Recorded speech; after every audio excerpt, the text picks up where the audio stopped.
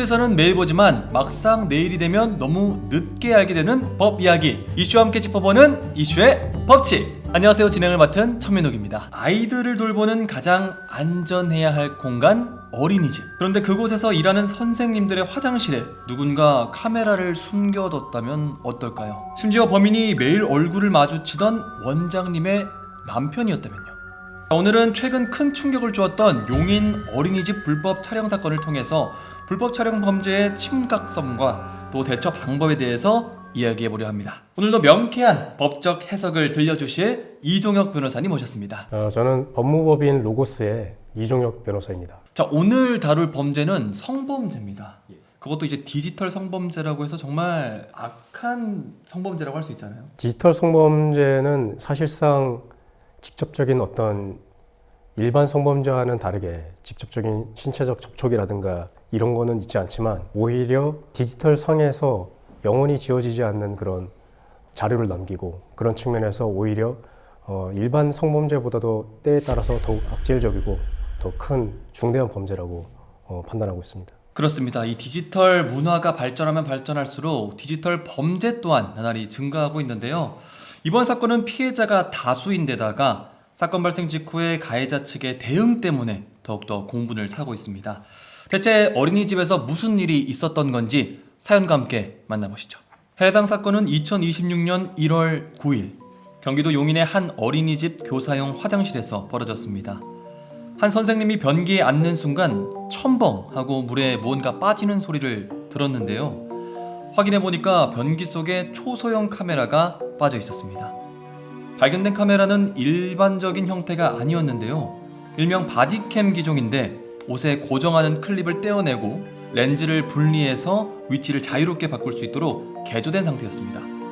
뒷면에는 양면 테이프가 붙어 있었습니다. 누군가 작정하고 설치했다가 떨어진 겁니다. 이때 마침 차량 운행을 마치고 돌아온 이사장, 즉 원장 남편에게 선생님들이 이 사실을 알렸는데요. 이사장은 태연하게 SD카드 리더기를 가져오겠다며 직접 내용을 확인하더니 별다른 데이터가 없다며 안심시켰습니다. 선생님들은 불안했지만 카메라를 이사장에게 맡기고 퇴근할 수밖에 없었죠. 다음날 평소 회의에 잘 안 오던 이사장이 교사 전체 회의에 참석했습니다. 선생님들은 당장 경찰에 신고하자고 했지만 원장 부부는 이를 굳고 말렸습니다. 경찰이 조사했다가 증거 안 나오면 묻힌다. 범인을 꼭 잡고 싶으니 사설 포렌식을 하자는 논리였죠. 결국 사설업체에 맡겼는데 결과가 충격적이었습니다. 영상은 없었지만 카메라가 이사장 손에 있던 그날 새벽 5시 36분에 누군가 컴퓨터에 연결한 기록이 나온 겁니다. 범행이 들통나자 이사장의 변명이 아주 가관이었습니다. TV 프로그램을 보고 차량 급발진 사고가 걱정돼서 페달을 찍으려고 샀는데 호기심에 화장실에 설치를 해봤다는 겁니다. 이후 이사장은 단체 대화방에 감당할 수 없다, 모든 걸 떠안겠다며 마치 극단적 선택을 암시하는 듯한 문자를 남기고 잠적했다가 응급실에서 발견되기도 했습니다. 더 화가 나는 건 원장의 태도였습니다. 처음엔 책임지겠다더니 선생님들이 언론에 제보하자 태도가 돌변했습니다. 어린이집 휴원하게 됐으니 선생님들끼리 알아서 나갈 사람 정해라라며 해고를 통보했는데요. 월급 걱정을 하는 선생님들에게 이런 것도 다 생각하고 제보한 것 아니냐며 오히려 탓을 했다고 합니다. 현재 경찰이 압수수색을 했지만 이사장은 이미 진짜 휴대폰과 카메라는 버리고 경찰에는 집에 있던 공기계를 제출하며 수사망을 빠져나가려 하고 있습니다. 변호사님, 이게 제가 읽으면서도 좀 어이가 없었는데 급발진 대비용으로 샀다가 여자 선생님 화장실에 설치를 했다, 이거 변명으로 법적으로 허용이 되는 건가요? 범죄자가 굉장히 당황해서 이 초기에 그러한 변명을 한 것으로 보이는데 법정까지 가서 그러한 얘기를 할 것 같지는 않습니다. 왜냐하면 법정에서 이런 얘기를 했다가는 오히려 가중사유로 판단될 여지가 있어 보이거든요. 그리고 이러한 급발진 대비용으로 샀다가 어떤 개조해서 화장실에 설치했다라는 것 그 자체, 스스로 얘기했던 그 개조를 했다라는 것 자체가 오히려 범행 목적을 자인하는 꼴이 되는 것이죠. 그렇죠. 보통은 급발진 대비용으로 테스트하려고 하면 일단 화장실에 설치는 하지 않을 뿐더러 그걸 개조해서 어디에다가 안 보이는데 붙여놓을 리는 더더욱 없잖아요. 뭐 이렇게 말하는 것도 사실 너무 상식적이지 않아서 우습긴 합니다.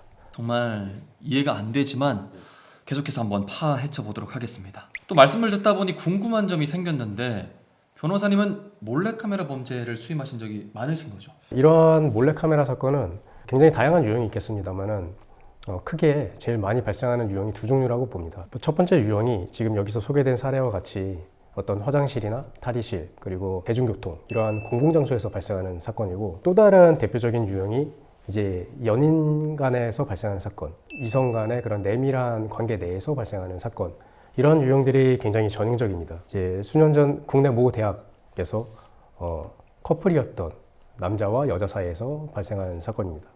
남자가 이제 자기의 절친한 친구에게 이제 무용담처럼 여자친구와의 어떤 성행위들을 이렇게 묘사를 하고 그런 것들을 이제 자랑 삼아 얘기를 하고 여자친구의 나체 사진을 보여주기까지 이릅니다. 아, 그걸 직접 전송을 한 건가요? 보여주기만 한 것이 아니고 네네. 이제 SNS 카카오톡으로 전송을 하면서 너만 봐라. 하지만 이제 다른 사람들한테는 절대 비밀이다. 근데 이제 그렇게 마음같이 그렇게 흘러가지 않았고, 사실 그런 비밀은 유지가 되지 않았고, 그렇죠. 이야기를 들은 그 친구는 이제 또 다른 친구들한테 그런 이야기를 하게 됐고, 그렇게 소문이 돌고 돌아서 결국은 이제 여자친구한테도 이야기가 들어오게 되고 여자친구는 큰 충격을 받게 됩니다. 그래서 제가 이제 피해자 대리를 했었던 사건이었는데, 뭐 초기 대응이 굉장히 중요했습니다. 초기 대응이라는 거는 결국 이제 증거 수집인데, 가능한 증거 수집과 주변의 증언을 확보를 해서 고소를 강력하게 했고, 결국 이제 압수수색 영장이 발부됐고 체포영장이 발부돼서 가해자의 휴대폰을 확보하게 됐습니다. 휴대폰 안에는 그러한 나체 사진뿐만이 아니라 영상까지 이제 발견이 됐는데요. 사진 역시 여러 장이 발견이 됐고 이제 성관계 영상까지 발견했습니다. 여자친구가 술에 취해 있거나 자고 있거나 이렇게 의사가 없을 때, 그럴 때 이제 몰래 동의 없이 촬영한 사진들이었고, 쓰지 않던 옛날 핸드폰을 이용을 해서 침대 주변에다가 몰래 설치해 놓은 촬영한 성관계 영상이었습니다. 자기 핸드폰에 이렇게 수집을 하고 있었던 것입니다. 무려 2년 가까이. 그러다가 이제 결국은 들통이 나서 이렇게 사건화된 것인데, 결국 모든 혐의가 인정이 돼서 실형이 1년 6개월 선고됐고, 성폭력 치료 프로그램 이수 명령이 40시간, 그리고 이제 취업 제한 3년 이렇게 선고됐습니다. 이게 사실 약 4년에서 5년 정도 전에 있었던 사건이긴 하기 때문에 그때는 이 정도 형이 선고가 됐지만, 요새 형량의 추세는 사실 지금 이때보다도 훨씬 더 올라가 있습니다. 그러면 지금 말씀 주신 수임하셨던 사건이랑 저희가 지금 다루고 있는 사건이 어느 점이 좀 닮아 있을까요? 계획적으로 촬영을 했다는 것과 보통의 이러한 유형의 사건이 발생을 하면 또 증거인멸을 하려 하지 않습니까? 맞습니다. 범행자들은 일단 남아있는 증거를 은닉하거나 인멸하려고 하는 경향이 있기 때문에, 이 원장이 해당 SD카드를 인멸하려고 했었던 것처럼 남자친구도 자기가 고소됐다라는 사실을 안 이후에 자기가 처음 얘기했었던 친구, 그리고 그 친구로부터 들었다는 다른 사람들을 찾아다니면서 어떤 사진이라든가 이런 것들을 회수하려고 했었고, 더 나아가서 위증까지 부탁하는 상황이 발생했었습니다. 법원에 나가서 그 친구로부터 이제 유리한 증언을 해달라는 것이죠. 나는 그런 사진을 본 적도 없고 다 헛소문일 뿐이고 제3자가 그냥 만들어낸 이야기였을 뿐이다. 친구한테 덮어 씌우는 거네요. 그렇죠. 그렇게 하면 자기가 어느 정도의 살해를 하겠다. 뭐 이런 시도가 있었습니다. 받아들였나요?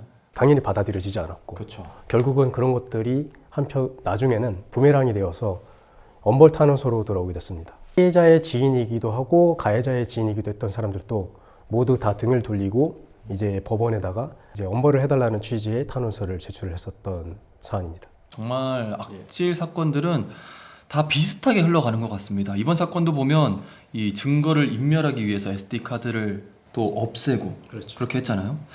자, 그리고 보면 이 사장이 경찰에 진짜 휴대폰 대신 공기계를 냈다고 합니다. 이분은 더더욱 뭔가 머리를 쓰고 있는데 점점 자기를 미궁 속으로 빠뜨리는 행위들을 하고 있는 것 같아요. 그리고 카메라는 또 버렸다고 하고요. 이런 식으로 수사를 방해하면 더 크게 처벌받지는 않나요? 적극적으로 수사기관을 오인해서 수사가 방해에 이를 정도가 되었는지 그 부분을 따져야 되는데, 이 사안에서는 조금 더 지켜봐야 될 것 같습니다. 그럼 만약에 이 원장이라고 하시는 분께서 남편을 도와서 휴대폰을 숨기거나 혹은 버리는 걸 도와줬다면 뭐 공범이지 않습니까?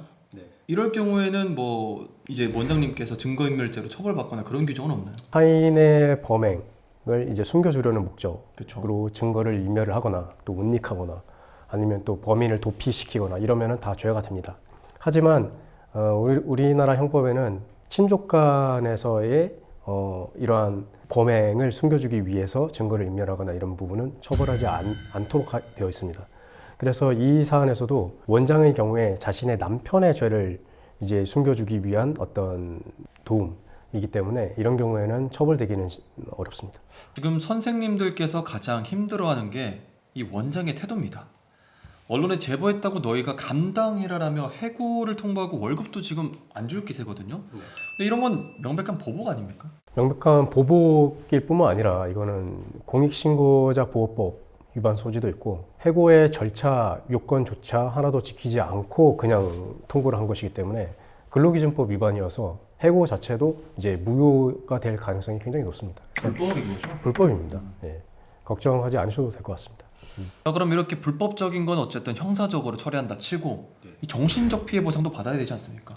이런 민사소송도 걸 수 있는 건가요? 이 사안 같은 경우에도 이제 어린이집 교사들께서 이러한 사건을 겪고 난 뒤에 또 정신적인 트라우마가 생길 수도 있고 자신이 언제 찍혔을지도 모른다라는 그런 불안감에 시달릴 수도 있고 그렇게 되면 또 분명히 이제 치료도 받아야 되는 상황이 발생하고 그럴 것입니다. 그렇기 때문에 이런 경우에는 이제 민사상으로 손해배상 청구를 할 수가 있는데 거기에 주된 내용은 이제 정신적인 피해 보상, 유자료 청구가 되겠습니다. 그러면 원장 그리고 이제 그 피의자에게도 둘 다 민사를 넣을 수 있는 건가요? 사용자가 보호를 해야 되는 의무가 있는 사람입니다. 그렇기 때문에 원장과 남편을 같이 연대 책임으로서 이제 공동 불법행위 그리고 손해배상 책임 이렇게 청구를 할 수 있겠습니다. 이 정신적인 보상은 당연히 어쨌든 금전적으로도 그리고 이 진정한 사과로도 다 이루어져야 된다고 생각합니다. 이 선생님들께서 절대 위축되거나 당황하거나 그러시진 않으셨으면 좋겠습니다. 변호사님, 그러면 마지막으로 이런 상황에서 피해자들이 꼭 지켜야 할 행동 요령 정리 좀 해주시죠. 경찰에서 신고를 하면은 수사기관에서는 현장을 보존을 하고 그 카메라가 누구에 의해 설치되었는지 예를 들면 카메라에 남아있는 지문이라든가 이런 것들을 이제 확보할 수 있게 됩니다. 그래서 이러한 유형의 사건뿐만 아니라 모든 형사사건에서 피해자는 첫 번째 증거를 확보하려고 노력을 해야 됩니다. 정신적인 충격이 있기 때문에 그러한 여력이 없을 수 있다는 것은 잘 알지만 그래도 최소한의 증거를 확보를 해야 되기 때문에 자신이 어떤 카메라 촬영죄를 당했다고 한다면 그거를 가해자한테 직접적으로 항의를 하면서 증거를 인멸할 수 있는 기회를 주기보다는 그 촬영물이라든가 아니면 그 제가 소개해드렸던 사안처럼 촬영물을 본 사람의 어떤 증언이라든가 주변에서 확보할 수 있는 그런 증거들을 최소한으로 확보를 해두고 그거를 통해서 수사기관에 신고를 진행하는 것이 좋겠습니다. 관리자나 주변 사람들보다는 경찰에게 먼저 알리고 맞습니다. 신고를 하고 그리고 증거물은 내 손에서 바로 경찰로 갈 수 있게끔 관리를 하는 게 중요하겠네요. 맞습니다. 자, 오늘은 믿었던 원장 남편의 충격적인 불법 촬영 사건에 대해서 한번 다뤄봤습니다. 어설픈 변명과 뻔뻔한 대응, 법의 심판을 피할 수는 없을 겁니다. 피해 선생님들의 용기 있는 제보가 헛되지 않도록 끝까지 한번 지켜보겠습니다. 자, 오늘 저희와 함께 해주셨는데 소감 어떠신지 한번 말씀해 주시죠. 우선 초대해 주셔서 감사드리고 형사사건을 말씀드릴 때면 항상 마음이 무겁습니다. 혼자 고민하거나 이렇게 하기보다는 전문가의 도움, 변호사의 도움을 얻어서 대응하기를 시청자 여러분들께 권유드리고 싶습니다. 혼자 끙끙 앓고 있는다고 또 나오는 게 없을 수도 있으니까요. 전문가와 함께 사건을 해결하시길 바랍니다. 자, 오늘은 이종혁 변호사님과 함께 이 법리적 사건을 낱낱이 파헤쳐봤습니다. 변호사님의 이 명쾌한 말씀 덕분에 정말 많은 분들에게 도움이 되고 또 혼자 끙끙 앓고 계신 분들에게도 큰 해결점이 됐을 것 같습니다. 오늘 좋은 말씀 감사드립니다. 시청자 여러분, 이슈의 법칙은 다음 시간에도 더 알찬 법률 소식과 함께 인사드리도록 하겠습니다. 여러분의 좋아요와 구독은 저에게 큰 힘이 됩니다. 고맙습니다.